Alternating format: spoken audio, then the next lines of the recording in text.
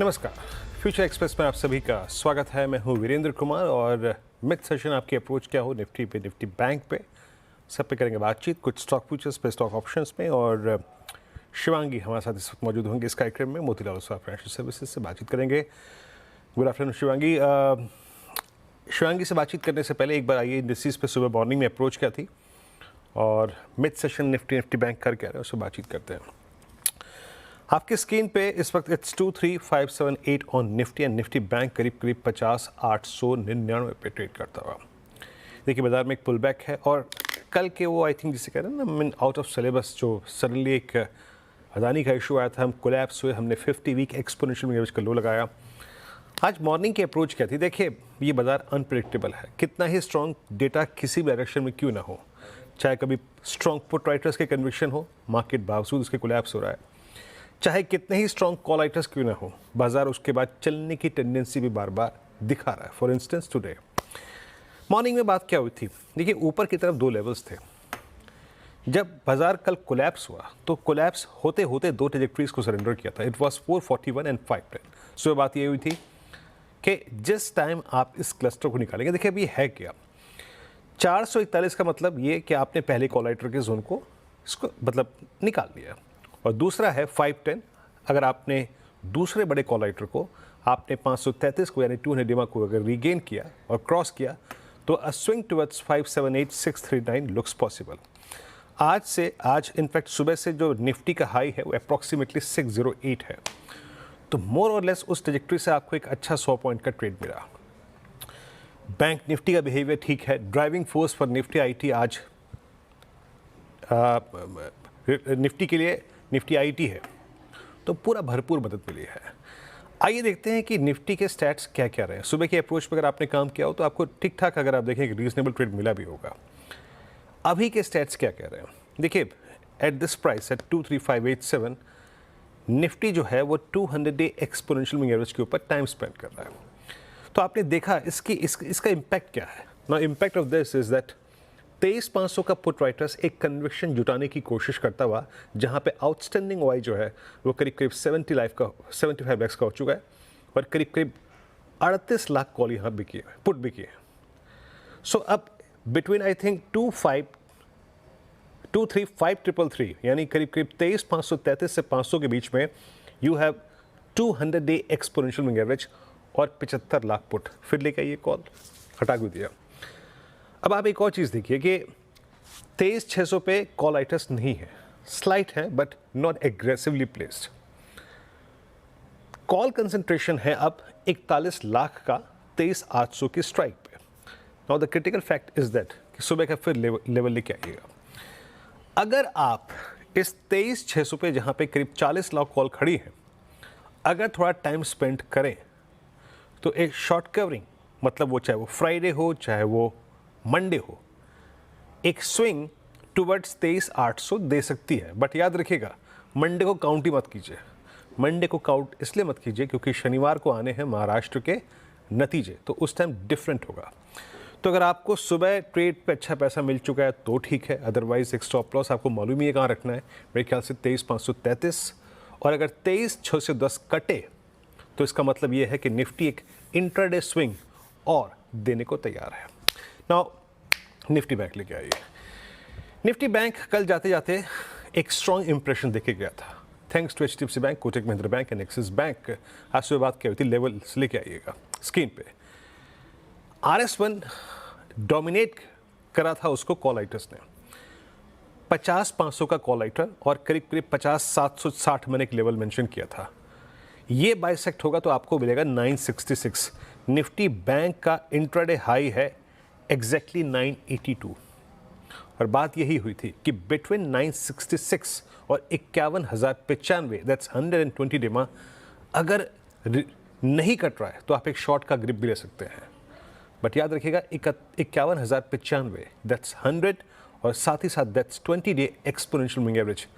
अगर बाइसेक्ट होता है तो Nifty banks hold potentials of approximately 300 to 400 point swing on the higher side. अगर आपको 250 पॉइंट मिल गए दैट्स इनफ, गुड। बट अगला स्विंग तभी आएगा जब आप 51,095 के ऊपर ट्रेवल करेंगे। स्टैट्स लिखे आइए एक बार के लिए इस वक्त के क्या हो रहे हैं। देखिए 51,095 और करीब करीब 51,000, इस 200 पॉइंट के बीच में आपका फॉलिंग 20 और आपका 100 day exponential moving average placed है। 3 स्टैट्स आपके कॉल्स के, 3 स्टैट्स आपके पुट्स के आएंगे। 51,000 is seriously a strong supply zone considering the fact कि 25 लाख कॉल यहाँ पे खड़ी हैं एंड एज ऑफ नाउ 50,000 ही बड़ा सपोर्ट है जहाँ पे 200 डिमा है और उससे एक पायदान कम नीचे जो बड़ा सपोर्ट है वो परसिस्ट करता है 50-500 पे। अप्रोच मेरे ख्याल से आपको मोर और लेस मालूम चल गई होगी। Shivangi, good afternoon. Shivangi, industries पे आपका अप्रोच क्या है? Out of this two I think Nifty और निफ्टी बैंक, आपका स्ट्रॉन्गर कन्विक्शन या फिर हाउस व्यू किस पर है? जी बिल्कुल, वेरी गुड आफ्टरनून वीरू। तो हम देख रहे हैं कि एक अच्छी पुल बैक मूव देखने को मिल रही है और मार्केट्स काफ़ी रिएक्टिव हो चुके हैं। कहीं ना कहीं हम देख रहे हैं कि एक सपोर्ट पे स्पाइक जो कल के सेशन में बहुत वीक था, आज स्ट्रांगली नज़र आ रहा है। 23,500 का एक इम्पॉर्टेंट हर्डल जो था, जहाँ पे काफ़ी कॉल राइटर्स थे, वो भी ब्रीच होके वहाँ उसके ऊपर होल्ड करते हुए कंफर्टेबली दिख रहा है इंडेक्स। तो यहाँ पे बाय ऑन डिक्लाइन की रणनीति अप्लाई करनी है, लेकिन एक छोटे बाउंस के लिए ही, क्योंकि ओवरऑल स्ट्रक्चर जो है लॉन्गर टर्म स्ट्रक्चर अभी भी वीकनेस में है। इंट्राडे बाउंस ज़रूर देखने को मिल रहा है, तो हम नेक्स्ट 23,750 24,000 तक के लिए हम प्ले आउट कर सकते हैं इसमें। और जो सपोर्ट है 23,350 का बनता हुआ दिख रहा है। बैंक निफ्टी की बात करें यहाँ पे, तो यहाँ पे आउट परफॉर्मेंस देखने को मिला है for most part of the week. कल एक इम्पॉर्टेंट सपोर्ट ब्रीच हुआ था 49,800 का, बट उसके बाद जो हमने क्विक पुल बैक मूव देखी है वो एक इंडिकेशन है कि काफ़ी एक स्ट्रॉन्ग यहाँ पे बाइंग देखने को मिल रही है। सो डेफिनेटली बैंक निफ्टी में कन्विक्शन ज़्यादा है बाय ऑन डिक्लाइन की। सपोर्ट लेवल्स पे, लोअर लेवल्स पे बाइंग है, तो रिस्क रिवॉर्ड काफ़ी फेवरेबल है इन लेवल्स पे। 51,500 के लेवल्स के लिए हम बाइंग कर सकते हैं 50,500 के एक सपोर्ट के साथ। अब इंडिया विक्स कूल ऑफ ज़रूर हुआ है 18 के लेवल्स से, बट ये एक इंडिकेशन है कि कहीं ना कहीं सपोर्ट बेस्ड बाइंग है। फॉलो अप यहाँ पे फिर भी रिक्वायर्ड है for both the indices to hold. और काफ़ी रिएक्टिव भी हम हो रखे हैं ऐसे मार्केट में, काफ़ी इवेंट्स भी हमने इस ट्रंकेटेड वीक में देखा। तो मेरी ये राय रहेगी कि हम पोजीशंस में ओवरनाइट लाइट रहे। जी हाँ, ओवरनाइट लाइट रहे, ये तो शिवांगी जी ने बिल्कुल सही कहा। और ओवरनाइट जहाँ शिवांगी जी आप बैठी हुई हैं वहीं पे खेल होना है। और कल महाराष्ट्र के आंकड़े आने हैं, मेरे ख्याल से उस पर बाजार स्ट्रॉन्गली रिएक्ट भी करेगा। मीनवाइल आप देखिए, बात करते करते जो मैं आपसे बात कर रहा था कि that intraday call writer zone is approximately 600 और वैसे उसको लांघते ही साथ कैसा एक 30-40 पॉइंट का स्विंग आ गया। अगर आपने 600 को पार किया है तो याद रखिएगा अब जो नेक्स्ट लेवल निफ्टी के लिए क्या इंपॉर्टेंट होगा इंट्राडे बेसिस पे।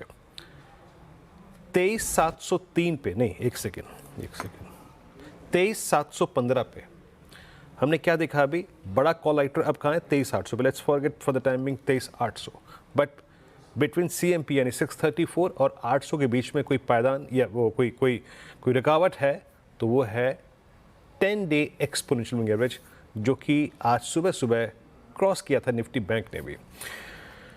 शिवांगी, आपके 3 ट्रेड्स स्टॉक स्पेसिफिक क्या रहेंगे? जी बिल्कुल, स्टॉक स्पेसिफिक एक्शन की अगर हम बात करें, यहाँ पे पहला पिक जो मेरा रहेगा वो है IT स्पेस में से जो काफ़ी रेजिलेंट है ऐसे बाज़ार में, वो है कोफोर्ज। लगातार हमने देखा है कोफोर्ज में पिछले 6 महीनों से हायर टॉप्स हायर बॉटम्स बनते हुए दिखे हैं। काफ़ी अच्छे इन लेवल्स पे लॉन्ग बिल्टअप देखने को मिल रहा है। इनफैक्ट हमने कल के सेशन में ही देखा कि एक अच्छी खासी 6.5% के लॉन्ग्स ऐड हुए हैं और कहीं ना कहीं एक अपवर्ड स्लोपिंग ट्रेंड लाइन को भी सपोर्ट करते हुए दिख रहा है टेक्निकली, और RSI भी एक पॉजिटिव डाइवर्जेंस यहाँ दिखा रहा है। तो यहाँ पे खरीदारी की सलाह रहेगी। नेक्स्ट जो टारगेट्स बनते हुए दिख रहे हैं 8600 का कोफोर्ज में और 8100 के एक सपोर्ट के साथ। दूसरा पिक मेरा रहेगा कोरोमंडल पे।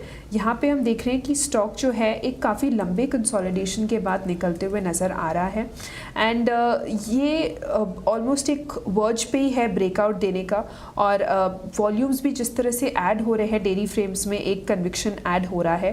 वीकली बेसिस पे हम देख रहे हैं कि MACD का जो इंडिकेटर है वो एक पॉजिटिव इंडिकेशन दिखाते हुए नज़र आ रहा है। तो मेरी राय रहेगी कि हम यहाँ पे खरीदारी करें, काफ़ी पॉजिटिव है। नेक्स्ट जो है 1860 के टारगेट्स के लिए इसमें हम खरीदारी करें 1750 के एक स्टॉप के साथ।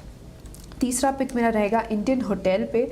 ये one of the strongest counter है। इनफैक्ट कल के सेशन में हमने पहले सौदे पे भी देखा, रेकमेंड किया था, उसके भी टारगेट्स अचीव हुए हैं। यहाँ पे हम देख रहे हैं कि बहुत ही अच्छी स्ट्रॉन्ग बाइंग है एंड जिस तरह से वॉल्यूम्स, प्राइस वॉल्यूम सर्ज के साथ कंफर्मेशन मिल रहा है, फॉलोअप काफ़ी स्ट्रॉन्ग है। लगातार हमने देखा है वीक ऑन वीक बेसिस पे इसमें बाइंग है और इस बार मंथली अपने 5 महीनों के कंसोलिडेशन के बाद ये स्टॉक निकलते हुए नज़र आया है। इस क्वार्टर में हम सीजनैलिटी वाइज भी देखते हैं काफ़ी पॉजिटिवली प्ले आउट होता है ये स्टॉक के लिए। तो यहाँ पे खरीदारी की सलाह है 820 के टारगेट्स के लिए और 770 के एक स्टॉप के साथ। ओके शिवांगी जी, लगता है इंडियन होटल्स को छोड़ने का मन नहीं है आपका इस बार, है? 791 पे still it's a buy. Yes absolutely, Indian hotels काफ़ी पॉजिटिव है। यस वाकई, जो कल भी हम चीज़ देख रहे थे कि चाहे वो फेडरल बैंक हो, चाहे वो रैमको सीमेंट्स हो, चाहे वो इंडियन होटल्स हो, जहां अर्निंग स्ट्रॉन्ग से बाजार का कन्विक्शन है। खैर, एक ब्रेक के बाद कुछ और मुद्दों पर बातचीत करेंगे। छोटे से ब्रेक के बाद हाजिर होते हैं।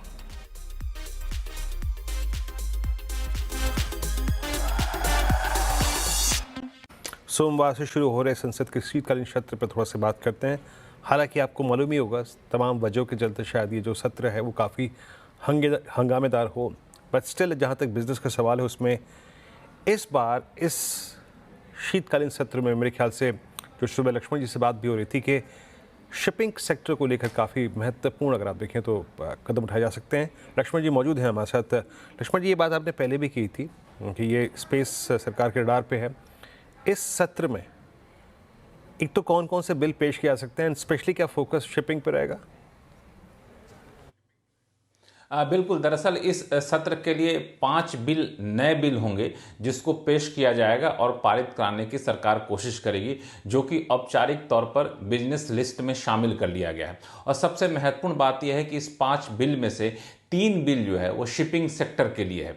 तो ये सत्र शिपिंग सेक्टर के लिए काफ़ी महत्वपूर्ण होने वाला है, क्योंकि इस सत्र में आपको कोस्टल शिपिंग बिल पेश किया जाएगा, इंडियन पोर्ट्स बिल पेश किया जाएगा, मर्चेंट शिपिंग बिल पेश किया जाएगा। ये तीनों बिल जो हैं वो पूरे शिपिंग सेक्टर के लिए अलग अलग आयाम को एक नए ऊंचाई तक पहुंचाने के मकसद से किया गया है। मिसाल के तौर पर कोस्टल शिपिंग बिल में कई सारी शर्तें आसान की गई हैं कि भारतीय फ्लैग वाले जो शिप हैं उनको लाइसेंस की ज़रूरत नहीं होगी। स्टैंडर्ड यहाँ के अंतर्राष्ट्रीय मानकों के हिसाब से किया जाएगा, क्योंकि विदेश के जो शिप हैं वो आसानी से आ जा सके, उनका टर्न अराउंड टाइम को कम किया जाए। कोस्टल शिपिंग को बढ़ावा दिया जाएगा। इसी तरीके से इंडियन पोर्ट्स बिल में पोर्ट्स की क्षमता बढ़ाई जाएगी, पोर्ट्स में जो गहराई होती है उसको बढ़ाया जाएगा। इसी तरीके से आप देखें तो मर्चेंट शिपिंग बिल में शिपिंग सेक्टर में मर्चेंट को कैसे बढ़ावा दिया जाए, ये एक फोकस रहेगा। तो अलग अलग क्षेत्र जो शिपिंग सेक्टर के होते हैं उसको बढ़ावा देने के लिए तीनों बिल लाया जाएगा। यहाँ पे बताना ज़रूरी है कि सरकार ने पहले ही एक मैरीटाइम इंडिया विजन 2030 लॉन्च किया हुआ है। इसके तहत शिपिंग सेक्टर की क्षमता भारत में बढ़ाया जाना, इसी के तहत ये सारे कदम उठाए जा रहे हैं। शिपिंग सेक्टर से अगर हटकर बात करें तो बैंकिंग अमेंडमेंट बिल इस सत्र में पेश किया जाएगा। इसके अलावा वक्फ बोर्ड अमेंडमेंट बिल लाया जाएगा। वक्फ बोर्ड अमेंडमेंट बिल पहले ही पेश किया जा चुका है, बैंकिंग अमेंडमेंट बिल पहले ही पेश किया जा चुका है, अब उसको पारित कराने के लिए लाया जाएगा।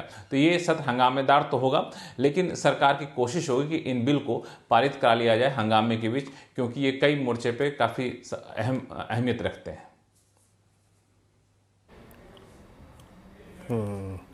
तो ये 5 बिल और उसमें से महत्वपूर्ण तवज्जो और फोकस जो रहेगा सरकार पे शिपिंग पे रहेगा। लक्ष्मण जी, बहुत बहुत शुक्रिया इस पूरी चर्चा के लिए, जानकारी देने के लिए। वो सीमेंट स्पेस में काफ़ी एक अच्छा एक्शन है और आज एक काफ़ी लंबे समय से कंसोलिडेशन ब्रेकआउट देखने को मिल रहा है इस स्टॉक में। काफ़ी ब्यूटीफुली इसने एक प्राइस वॉल्यूम सर्ज दिखाया है और रेजिलेंट रहा है पूरे मार्केट के करेक्टिव फेज़ में। इस सीरीज़ में अभी तक हमने देखा है कि करीबन 19% ओपन इंटरेस्ट जो है एडिशन हुआ है लॉन्ग साइड पे, तो काफ़ी पॉजिटिव है। रोल ओवर्स भी अब ऐड होना शुरू कर रहे हैं फॉर द नेक्स्ट सीरीज़। तो यहाँ पे मेरी राय रहेगी कि हम खरीदारी के मौके ढूंढे 950 के एक कॉल ऑप्शन में 9 रुपए के स्टॉप लॉस और 25 के टारगेट्स के लिए। ओके, ये है रामको सीमेंट्स 950 की कॉल, स्ट्रॉन्गेस्ट स्ट्रक्चर, कल भी काफ़ी स्ट्रॉन्ग होता है। शिवांगी, बहुत बहुत शुक्रिया आप इस कार्यक्रम में शामिल हुए, सभी स्टॉक्स और इंडस्ट्रीज बनाए रखिए। आपने बहुत बहुत शुक्रिया। एक ब्रेक, आपसे अगली मुलाकात होगी आज कमाई का अड्डा में अनुज के साथ। तब तक के लिए नमस्कार।